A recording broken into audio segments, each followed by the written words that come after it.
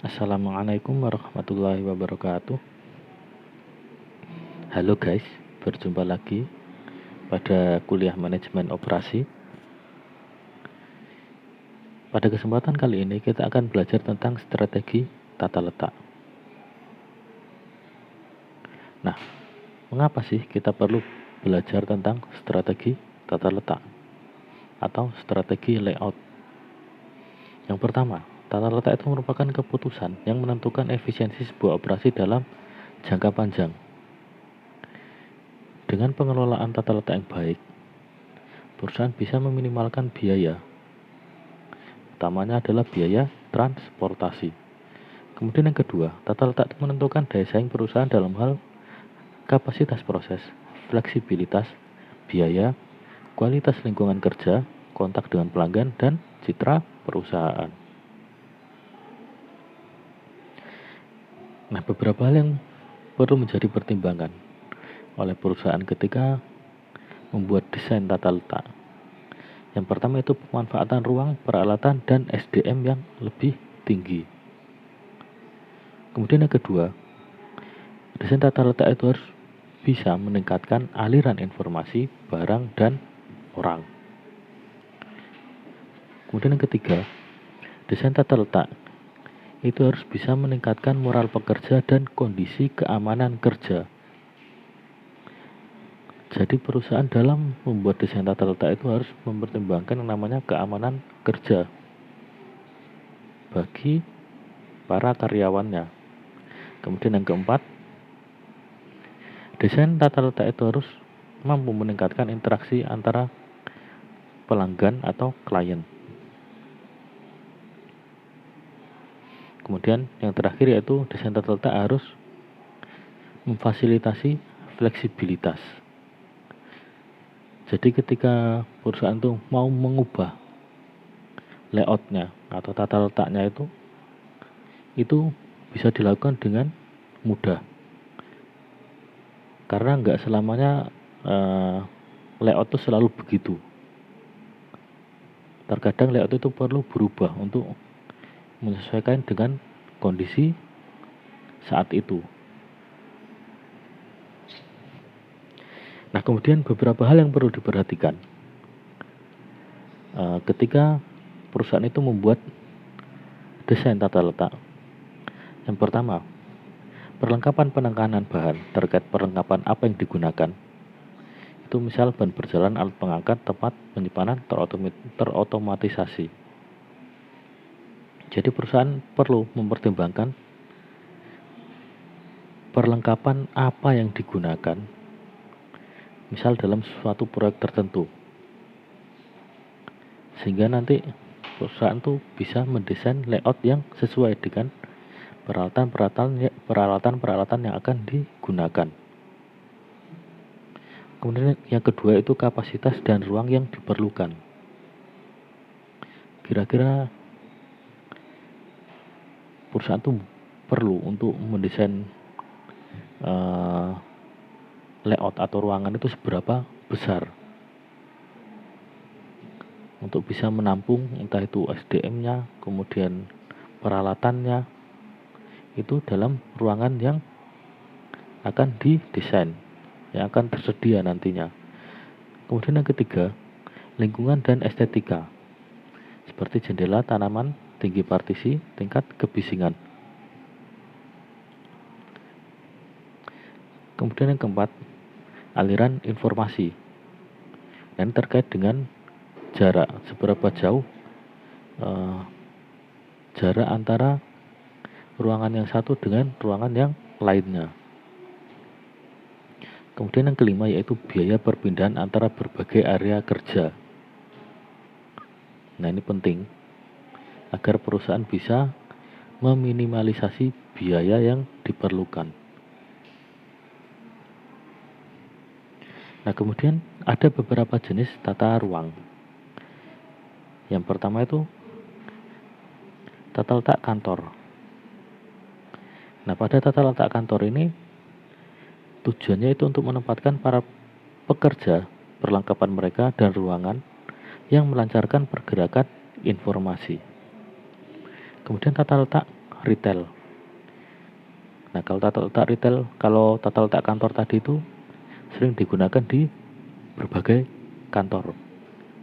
Kalau tata letak retail ini biasanya digunakan oleh para pebisnis retail. Tujuannya itu untuk menempatkan rak-rak dan memberikan tanggapan atas perilaku pelanggan. Kemudian yang ketiga itu tata letak gudang. Terkait dengan pergudangan. Tujuannya itu menyeimbangkan pertukaran antara ruang dan biaya penanganan material. Tata letak yang keempat itu tata letak proyek atau posisi tetap. Tujuannya yaitu untuk memenuhi persyaratan tata letak untuk proyek besar yang memakan tempat seperti pembuatan kapal laut maupun pembuatan gedung. Kemudian tata letak berorientasi proses. Nah, di sini tujuannya itu tata letaknya itu memfasilitasi produksi bervolume rendah namun variasinya tinggi. Ini sudah sempat kita singgung pada materi sebelumnya ya. Kemudian tata letak berorientasi produk. Tujuannya itu mencari pemanfaatan karyawan dan mesin yang paling baik dalam produksi yang kontinu atau berulang. Kemudian yang terakhir itu tata letak sel kerja atau kelompok produk. Tujuannya itu penataan mesin dan perlengkapan guna memusatkan perhatian pada produksi suatu produk tunggal atau kelompok produk.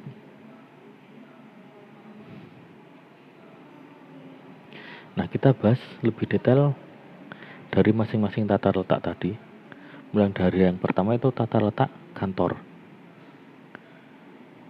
Nah, tata letak kantor itu adalah cara mengelompokkan pekerja, perlengkapan mereka, dan ruang guna memberikan kenyamanan, keamanan, dan gerakan informasi. Nah, tata letak kantor itu selalu berubah mengikuti perkembangan teknologi yang terjadi di masyarakat. Nah, ini adalah tata letak yang umum digunakan pada berbagai kantor di berbagai daerah atau wilayah. Kemudian yang kedua itu tata letak retail. Nah, tata letak retail itu merupakan pendekatan yang memusatkan perhatian pada aliran, penyediaan ruang, dan tanggapan terhadap perilaku pelanggan dengan tujuan untuk memaksimalkan keuntungan melalui pemajangan produk. Nah, ini adalah tata letak yang digunakan pada berbagai toko retail menggunakan rak-rak pajang. Nah, dalam tata letak retail ini ada yang namanya biaya penempatan, slotting fees. Adalah biaya yang dibayarkan oleh produsen untuk menempatkan produk mereka pada sebuah rak toko. Jadi, produsen itu ketika mau menjual produknya itu pada sebuah toko retail, agar produknya itu dipajang di rak toko retail itu, mereka harus membayar sejumlah biaya tertentu. Dan ini pun biayanya bervariasi tergantung pada tingkat kestrategisan tempat yang diinginkan oleh si produsen. Karena ada beberapa tempat yang dirasa strategis dan yang istilahnya itu sering dilihat oleh pengunjung, sering didatangi oleh konsumen. Dan biayanya lebih mahal daripada area-area yang sepi dan jarang dilihat oleh konsumen. Kemudian yang ketiga, tata letak gudang. Nah, tujuan dari tata letak gudang ini adalah untuk menemukan titik optimal antara biaya penanganan bahan dan biaya-biaya yang terkait dengan luas ruang gudang. Nah, biaya penanganan bahan merupakan biaya-biaya yang berkaitan dengan transportasi bahan untuk dimasukkan ke gudang. Misalnya biaya pengawasan, biaya asuransi, dan biaya penyusutan. Intinya di sini adalah tata letak gudang itu berusaha untuk memfasilitasi pengurangan atau efisiensi biaya penyimpanan di gudang.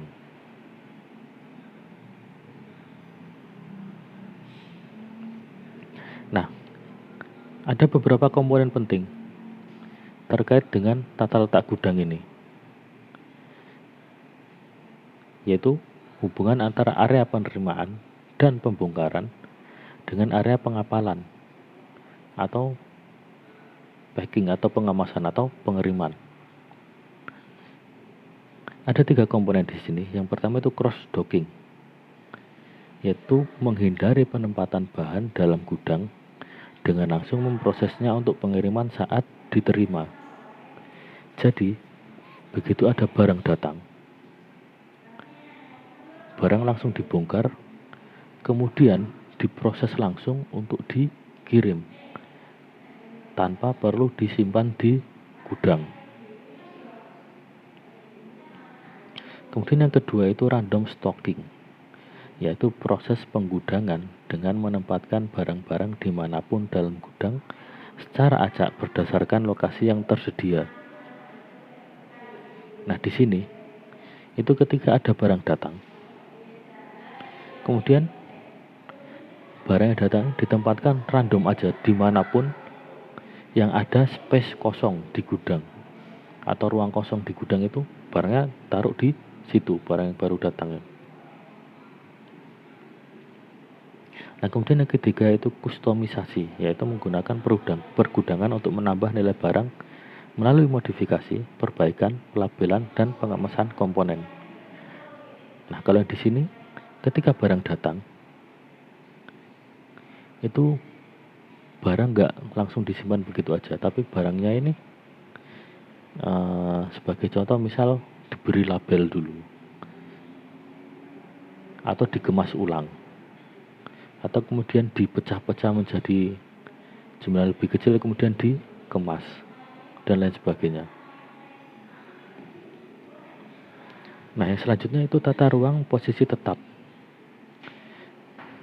Nah, tata ruang posisi tetap ini sering disebut juga dengan tata ruang proyek, karena tata ruang ini itu memang digunakan pada proyek-proyek. Misal tadi sempat disinggung di awal, itu proyek pembuatan kapal atau proyek pembuatan gedung.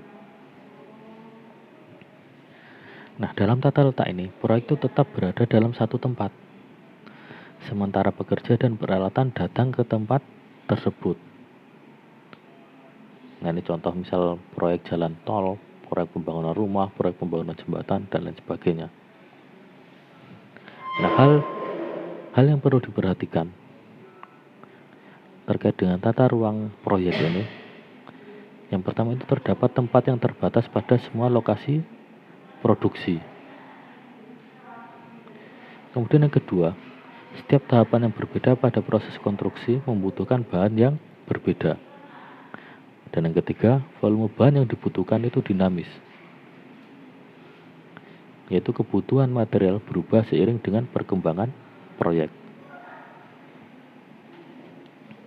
Nah, kemudian yang selanjutnya, tata letak yang kelima itu tata letak berorientasi proses. Di sini yang menjadi fokusnya itu volume produksinya rendah tapi variasi produknya tinggi. Nah, kelebihan dari tata letak ini yaitu fleksibilitas perlengkapan dan pengaturan tenaga kerja. Misalnya, rusaknya mesin produksi itu tidak menghentikan seluruh proses dan dapat dialihkan ke mesin produksi lain dalam departemen tersebut. Jadi kalau misal ada kendala di satu bagian tuh, bagian lain tuh nggak terpengaruh. Bisa diakalin dengan memindahkan sementara bagian yang bermasalah tadi ke bagian yang lain. Jadi dia itu fleksibel terkait dengan pengaturan perlengkapan maupun tenaga kerja. Nah, namun tata letak berorientasi proses ini juga punya kelemahan. Kelemahannya itu peralatan biasanya memiliki kegiatan umum. Pesanan akan menghabiskan waktu yang lebih lama untuk berpindah dalam sistem karena penjadwalan yang sulit, perubahan setelan mesin, dan penanganan bahan yang unik. Nah, di sini sebagai contoh itu misalnya mesinnya. Mesin itu kan punya setelan, bisa disetel kan. punya setelan umum yang ketika kita perlu untuk mengubah, misalnya jadwal produksi, jumlah produksi sebuah mesin itu 100 unit per hari gitu. Nah, kalau mau kita rubah menjadi 200 unit per hari, nah itu kan perlu penyetelan ulang kan. Penyetelan ulang mesin, dan ini bukan hal yang mudah. Dan inilah kelemahan dari tata letak berorientasi proses. Penjadwalan pun begitu. Perubahan jadwal itu akan menghambat kinerja dari tata letak berorientasi proses ini.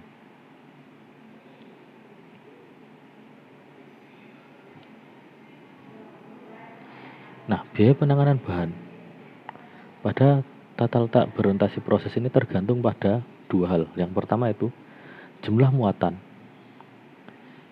atau orang yang harus dipindahkan di antara dua departemen selama beberapa waktu. Kemudian yang kedua, biaya memindahkan muatan atau orang yang berkaitan dengan jarak antar departemen selama beberapa waktu. Nah, ada rumus untuk meminimalisasi biaya pada tata letak ini, yaitu sigma n I sama dengan 1 kalikan sigma n J sama dengan 1 kali XIJ CIJ. Keterangannya, N itu total pusat kerja atau departemen, I dan J-nya itu departemen individual, departemen I dan departemen J. Kemudian XIJ itu adalah jumlah muatan yang dipindahkan dari departemen I ke departemen J. Sedangkan C-nya, CIJ-nya ini adalah biaya memindahkan muatan dari departemen I ke departemen J. Nah, untuk lebih jelasnya kita langsung masuk saja ke contoh soalnya. Manajemen PT Bersatu Kita Teguh ingin merancang 6 departemen di pabriknya dengan tujuan untuk meminimalkan biaya penanganan material antar departemen. Besar ruangan masing-masing departemen adalah 20 kali 20 meter. Dengan panjang bangunannya adalah 60 meter dan lebarnya 40 meter. Jadi bangunannya besarnya 60 meter kali 40 meter, itu kita bagi menjadi 6 ruangan dengan ukuran masing-masingnya 20 kali 20 meter. Jumlah muatan tertera pada tabelnya setelah slide ini.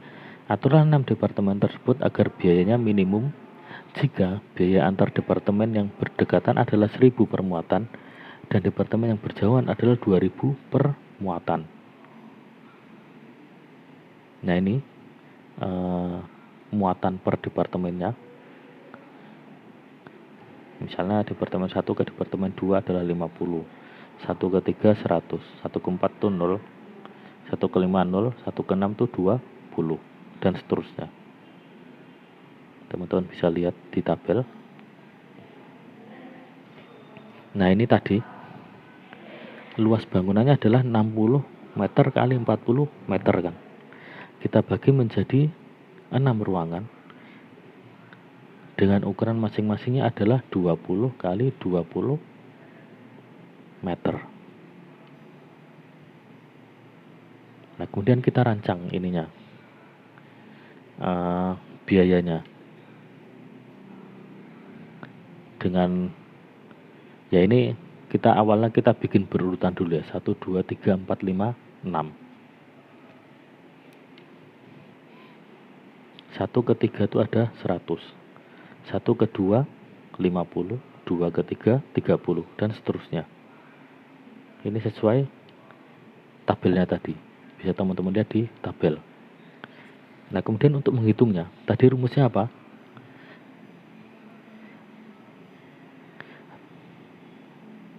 Kita kalikan jumlah muatan dikalikan biaya pemindahannya kan. Nah,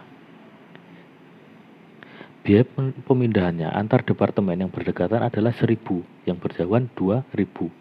Nah, ini kita kalikan dengan jumlah muatannya tadi. Misal 1 ke 2, ini kan dia dekat kan, bersebelahan. Jumlah muatannya 50, kita kalikan yang berdekatan tadi berapa? 1000. 50 kali 1000 hasilnya adalah 50.000. Teman-teman bisa lihat di keterangan perhitungan yang di bawah itu ya. Biaya untuk departemen 1 dan 2, 50 kali 1000 hasilnya adalah 50.000. Kemudian 1 ke 3. Nah ini kan jauh.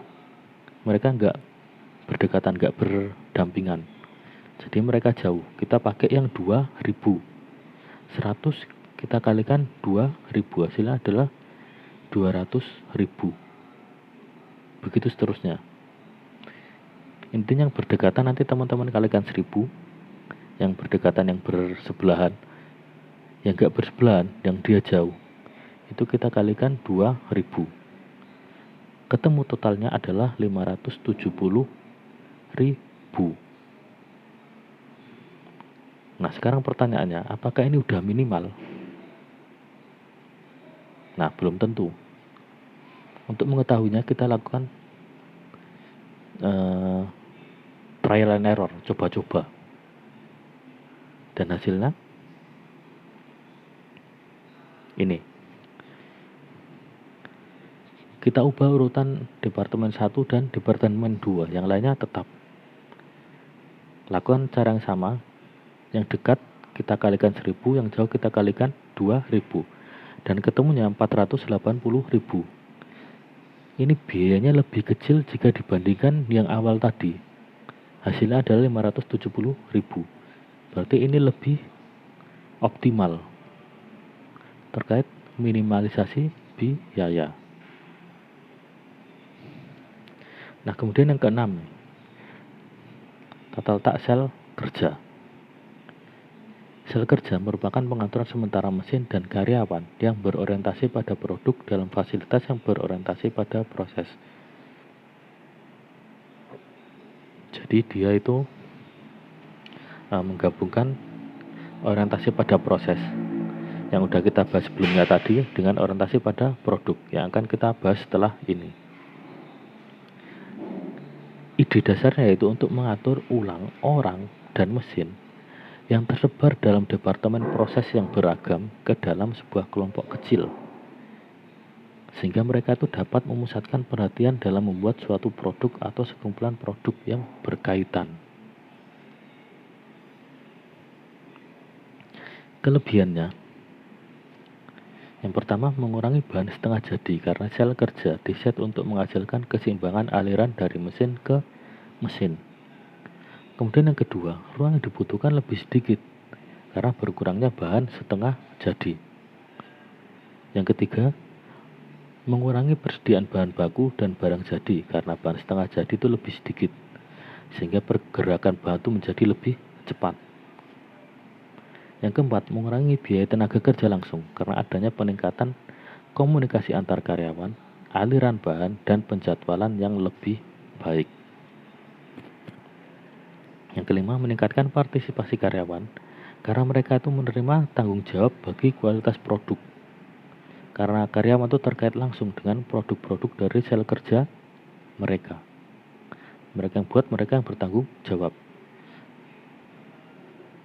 Kemudian yang keenam, meningkatkan penggunaan peralatan dan mesin karena adanya penjadwalan yang lebih baik dan aliran bahan yang lebih cepat. Dan yang terakhir yaitu mengurangi modal pada mesin dan peralatan karena tingkat pemanfaatan fasilitas yang lebih baik. Nah, dalam tata letak sel kerja ini kita perlu untuk menyeimbangkan sel kerja dan susunan kepegawaian yang dapat kita lakukan melalui dua langkah. Yang pertama itu menentukan waktu tak. Waktu tak yaitu waktu yang tersedia agar bisa menghasilkan setiap unit produk untuk bisa memenuhi permintaan, yang bisa dihitung dengan total waktu kerja yang tersedia kita bagi dengan unit yang diperlukan. Langkah yang kedua itu menentukan jumlah operator yang diperlukan atau jumlah pekerja, yang bisa kita hitung dengan jumlah waktu operasi total yang diperlukan dibagi waktu tak. Nah, untuk lebih memahami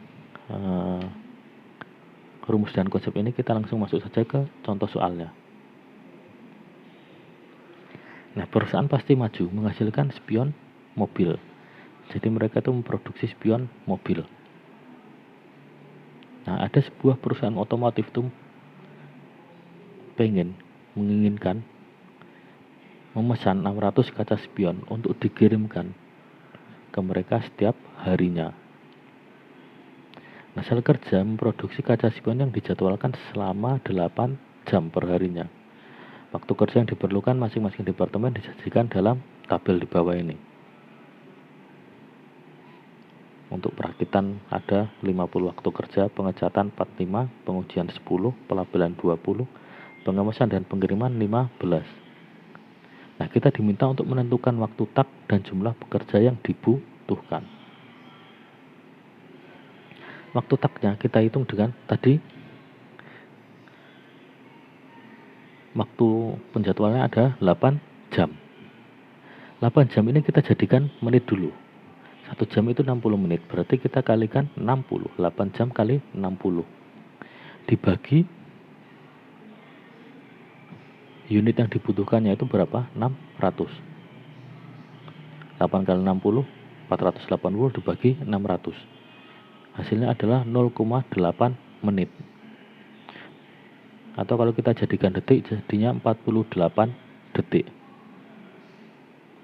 Nah, pekerja yang dibutuhkan itu waktu dari keseluruhan departemen ini kita jumlahkan. Kemudian kita bagi waktu taknya. 50 tambah 45 tambah 10 tambah 20 tambah 15.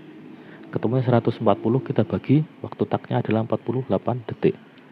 Hasilnya adalah 2,92 orang atau kalau dibulatkan menjadi 3 orang. Nah, kemudian ini tata letak yang terakhir, yang ketujuh, yaitu tata letak berorientasi produk. Nah, dalam tata letak ini, volume yang ada, volume permintaannya, volume produksinya itu harus mencukupi untuk menggunakan peralatan yang tinggi, peralatan high tech. Kemudian permintaan produk itu harus cukup stabil guna mendukung penambahan investasi dalam peralatan khusus. Nah, pada tata letak ini produk itu distandarisasi atau mendekati sebuah fase dalam siklus hidupnya mendukung investasi dalam peralatan khusus. Nah, kemudian pasokan bahan baku dan komponen mencukupi dan mempunyai kualitas yang seragam untuk memastikan bahwa mereka itu dapat dikerjakan dengan peralatan khusus tersebut. Nah, kelebihan tata letak ini yaitu rendahnya biaya variabel per unit akibat adanya standarisasi dan volume produksi yang tinggi. Kemudian yang kedua, biaya penanganan bahan menjadi rendah. Yang ketiga, mengurangi bahan setengah jadi. Yang keempat, proses pelatihan dan pengawasan menjadi lebih mudah. Kemudian yang kelima, hasil keluaran produksi yang lebih cepat. Kekurangannya, yang pertama, dibutuhkan volume yang tinggi. Karena biaya dibutuhkan untuk menjalankan proses produksi itu juga tinggi. Yang kedua, adanya pekerjaan yang harus terhenti pada satu titik, menyebabkan seluruh operasi pada lini yang sama terganggu. Nah, ini berbeda dengan yang di bagian proses tadi, tata letak proses itu dia ada satu bagian terganggu, yang lain nggak ikut terganggu, fleksibel mereka. Tapi kalau di sini di tata letak berorientasi produk, ketika ada satu bagian terganggu, maka bagian lainnya ikut terganggu, sehingga mengganggu kinerja keseluruhan pada proses operasi perusahaan. Kemudian yang ketiga, tingkat fleksibilitas kurang. Ya, kalau dibandingkan dengan tadi yang berorientasi proses. Saat harus menangani berbagai produk atau tingkat produksi yang berbeda. Nah, kita masuk saja ke contoh soalnya. Boeing ingin membuat diagram presiden untuk sebuah komponen pesawat elektrostatis yang membutuhkan waktu perakitan total 65 menit. Boeing menetapkan bahwa terdapat waktu kerja produktif sebanyak 480 menit yang tersedia per hari. Jadwal produksi mengharuskan 40 unit komponen sayap itu diselesaikan sebagai output dari lini perakitan setiap harinya. Nah, Boeing ingin mengelompokkan tugas-tugas tersebut ke dalam stasiun-stasiun kerja. Nah, pengelompokannya seperti ini. Tugasnya ada dari A sampai I. Tugas A, itu waktu perakitannya membutuhkan waktu 10 menit. Tugas yang harus diselesaikan terlebih dahulu tidak ada, karena dia adalah bagian yang harus dikerjakan paling awal. Yang B, waktu perakitannya 11 menit. Tugas yang harus diselesaikan lebih dulu adalah A. Jadi B ini hanya bisa dikerjakan setelah A selesai. Jadi setelah A dioper ke B. Dan seterusnya sampai ke bawah. Waktu totalnya kita jumlah 65 menit. Sesuai dengan di soal. Waktu perakitan total adalah 65 menit. Nah, kemudian kita hitung siklus waktunya. Dengan cara membagi waktu produksi yang tersedia dalam sehari dibagi unit yang diperlukan setiap hari. Waktu produksinya di soal adalah 480 menit. Unitnya adalah 40. Berarti 480 kita bagi 40. Hasilnya adalah 12 menit per unit. Jadi untuk setiap unitnya itu membutuhkan waktu 12 menit. Kemudian jumlah minimum stasiun kerja.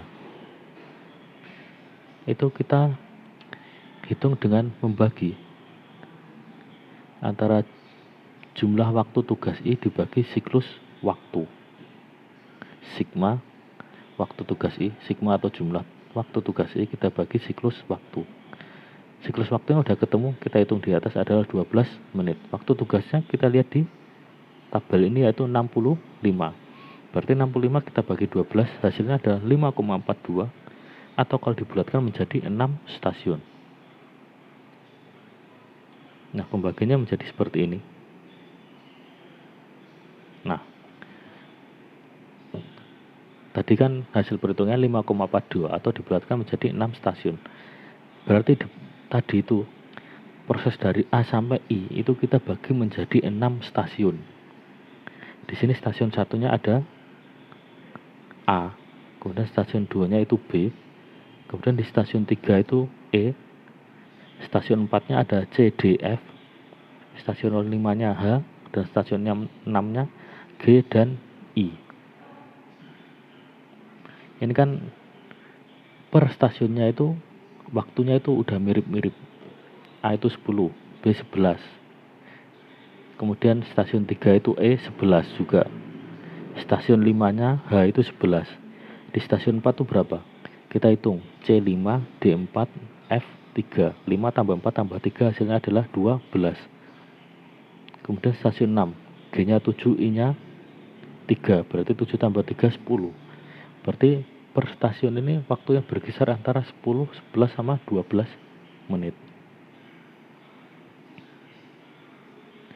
Nah, untuk menghitung efisiensi keseimbangan lininya itu bisa kita hitung dengan membagi jumlah waktu tugas atau pekerjaan kita bagi dengan jumlah aktual stasiun kerja kita kalikan siklus waktu terbesar.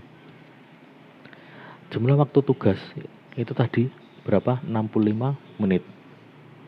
Kita bagi dengan jumlah aktual stasiun kerjanya tadi kita bagi menjadi, kita hitung ketemunya 6 stasiun. Dikalikan siklus waktu terbesarnya. Dari gambar ini yang terbesar adalah di stasiun 4 yaitu 12. Berarti 6 kita kalikan 12, ketemunya berapa? 72. 65 dibagi 72, kita kalikan nanti 100%, ketemunya 90,3%. Nah, sekian materi manajemen operasi pada kesempatan kali ini terkait dengan strategi layout atau tata letak. Semoga bermanfaat. Wassalamualaikum warahmatullahi wabarakatuh.